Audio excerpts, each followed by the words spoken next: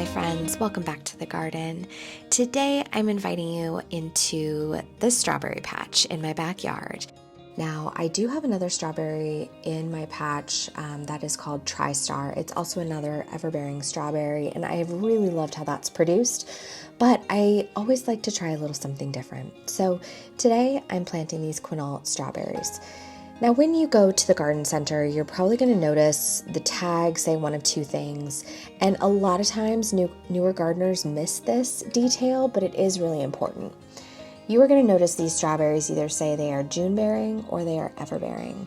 Now, June bearing means you're going to get a lot of fruit at once and then possibly nothing else for the remainder of the season. This is a great choice if you like to can or cook or bake with strawberries. Again, great choice for you.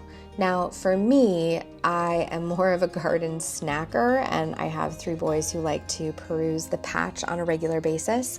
So everbearing is the direction that I head.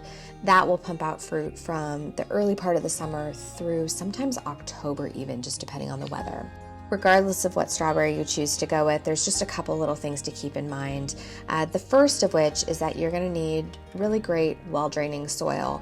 I have these in a container that has been used for many seasons, so before I plant anything, I always amend my soil. And so what I've done here is I've mixed in a little bit of organic compost as well as some earthworm castings. Earthworm castings are great, and I find that the combination of these two when mixed into existing soil really helps recharge things and provide a lot of nutrients for my plants. The next thing you're going to notice is that as we put these in the ground, you really essentially don't want to plant them too deep. You don't want to plant them too shallow. You want to plant them right at that crown, but take care not to cover it. If you cover it, you will actually inhibit the growth of that strawberry.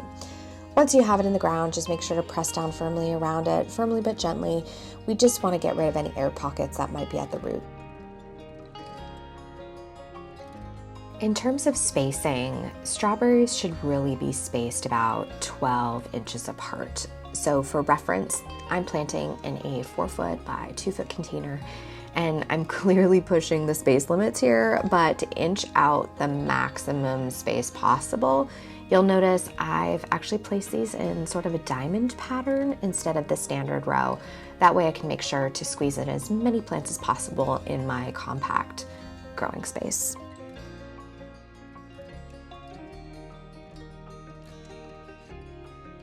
As the season progresses, your new plants may send out runners. Runners are essentially long tendrils that, if left unattended, will produce a new plant at its end. These are great because they can be rooted in potting soil or just leave them to their own devices if you'd like to propagate new plants for your patch. However, I highly recommend cutting them off for at least the first 2 years so that the plant can focus its effort on fruit production, which, let's be honest, is like the best part.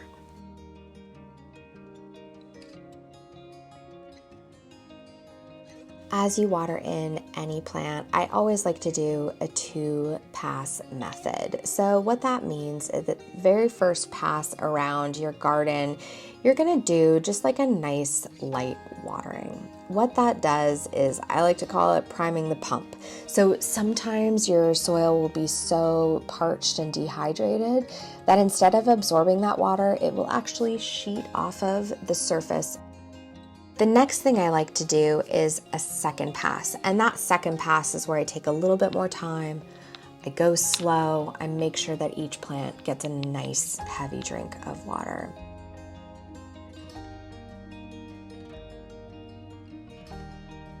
Certainly, if you have any questions, leave them down below, and I look forward to seeing you in the next one. Take care.